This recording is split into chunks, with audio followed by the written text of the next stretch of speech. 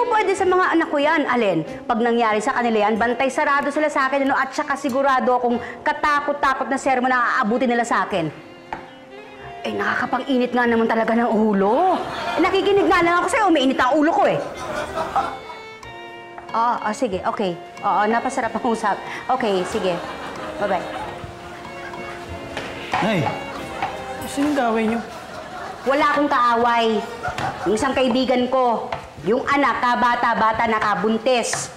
Kaya ikaw, Chito, payo ko sa'yo, ayaw na ayaw ko yung nasa kwarto ka, nagkukulong kasama yung si Erica na yan, lalo na kapag gabi. Nay naman, magkaibigan lang kami ni Erica, Nay.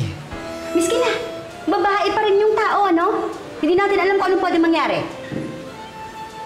Ba't nga pala nandito ka? May kailangan ka ba? Iinom na ako, Nay.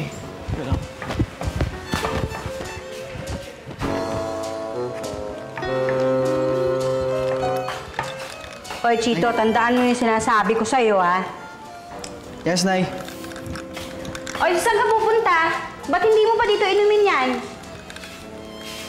Bakit dalawang baso? Nay, uhaw na uhaw ako eh. Di ba? Oh, di inumin mo dito. Kaya nga po, ito na, dalawa na inumin ko. Mabuti yan.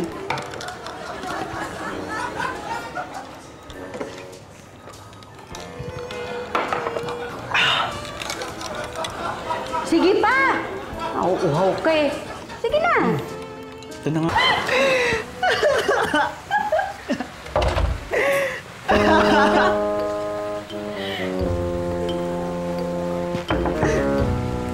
Chito! Chito! Nay! Bakit po? May kasama ka ba dyan sa loob ng kwarto mo? Wala, Nay. Wala ako. Wala akong sama. Ano yung naririnig ko ng tatawanan? Yung TV yun, Nay. Kasi nanonood ako ng TV. Ayun. Hindi na TV yun, ha? May tinatago ka. Sino kasama mo? Wala akong sama. Nay, sandali! Papasukin mo ko. Nay, May wala. tinatago ka? May kasama ka? Wala po, Nay! Nay! Papasukin mo Nay! ako. Kung Nay, bata... wag, Nay! Nay!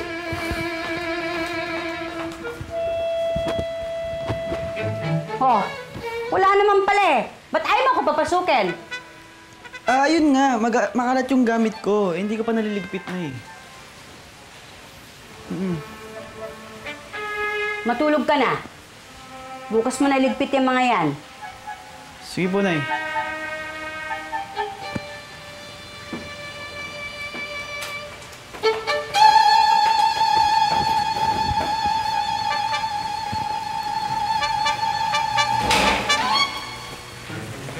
Sino kausap mo? Si Nanay! Chito! Ano yan? Nay! Ay, pasok to! Nay! Wala po! Ano ka ba? Ano ba ako tinulak, ha? Ano kasi, hindi ko masabi kay Nanay nandito ka. Bakit naman? Yun nga, yung anak ng friend ni Nanay, nakabuntis. Ayaw ni Nanay na magsama ako ng babae dito sa kwarto ko. Ew! Para naman may mangyayari sa atin, no? Yun na nga yun eh. Ayaw pa rin ni Nanay. Lalo na paggabi. Paano yan? Pinapauwi mo na ako. Alam mo naman, ayoko pa dun sa amin. Naiinis nga ako dun, eh. Hindi. Huwag na lang natin sabihin nandito ka. Paano kung nalaman nila? Ako yung ilalaglag mo. Siyempre, alam mo na ako yung malagot. Ikaw, ayos ka rin, eh. Ito. Ano ginawa ng anak mo kagabi? Bakit? Alas 10 na, tulog pa. Ewan ko. Alam ko maagang natulog yan eh. Hindi kaya nagda-drugs yan? Di ba yung mga nagda-drugs, mahaba raw matulog? Ano ka ba? Hindi ba kapag nagda-drugs, hindi nga makatulog? Ba't mo alam yan? Nagda-drugs ka, no? Ay, puro ka kalokohan eh. Gisingin na nga natin eh. Pitoy, nakadrugs nga yata ako. Apat ang tingin ko sa paa ni Chito. Ha?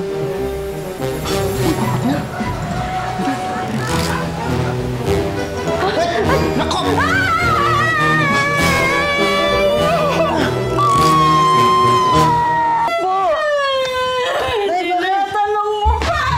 Tinatanong mo pa! Anong sinabi ko sa'yo tungkol sa pagdadala mo ng babae dito sa kwarto? Anong pwede mangyari?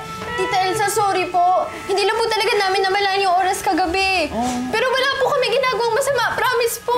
kasi bakit di mo pinaalam sa amin na dito matutulog to si Erica? Eh, tayo hindi naman dapat matulog si Erica eh. Eh, inumaga lang po kami sa pag-games. Eh kahit na dapat pinaalam mo pa rin sa amin. Eh, tayo baka magwala si nanay kapag nalaman niyo si Erica. Lolo, ako magwawala kapag hindi ko nalaman. Ikaw, Erika, alam ba to sa inyo na dito ka natulog? Hindi rin po. Yung mga bata kayo, anong sasabihin nila, Elena, sa atin yan, Pitoy? Baka pwede po, wag muna natin ipaalam sa kanila. Kasi po, baka mas lalo akong pagalitan eh. Oo nga, Tay. Grounded siya ngayon eh. Grounded? Sir! Ma'am! O sir, andyan po sa baba si Mang Jan tsaka Aling Elena. Oh, malas mo, Erica. Papayag sana ako eh. Ano ka ba naman, Erica? Sinabi ko na nga sa'yo na huwag kang lumabas. Pagkatapos nakitulog ka pa sa ibang bahay. Ma, sorry na po. Alam ko mali yung ginawa ko. Ma, promise, hindi na po mauulit. Because of that, you're grounded for the whole month. Daddy! Elena, Ano? hindi mo ba narinig sinabi ng mami mo? You are grounded for a whole month. Mrs., hindi naman sa nakikialam ako. Baka magrebelde ang anak niyo at masyadong mabigat yung parusa niyo. Tama ka. Nakikialam ka. Pwede ba? Huwag ka nang makisali sa pinag-uusapan namin. Sabi ko nga. Mabigat ang kasalanan niya. Kaya mabigat din ang parusa. Diyan, pasensya na. Elena, pasensya na sa nangyari. Alam ko bilang magulang ni Chito na responsibilidad namin yung ginagawa niya. Kaya, sorry. Pero, Mare, sinisiguro namin sa'yo, hindi na to mauulit. Pasensya na rin kayo. Bilang magulang ni Erica, responsibilidad namin ang ginagawa niya. At sinisiguro ko sa inyong hindi na ito mauulit. Okay. Mauna na kayo. Pasensya na kayo. Wala eh. Sige, lakad na kami. Sige. Okay. Pasensya na. Sige, paalam na. Sige. Halika na. Babay, Ate Erika! Pits, Oh. hindi kaya pinagli sa loro yung mag-asawang yun? Eh, ginaya ng lahat ng sinabi niyo eh. Ikaw, hindi kaya pinaglihi sa alulod? Lagi ka nakasahod sa usapan eh. Alam ko po, Kuya Anulod! Ano yun? Ito po, oh! Ow! Hindi masakit eh. Ano ko na?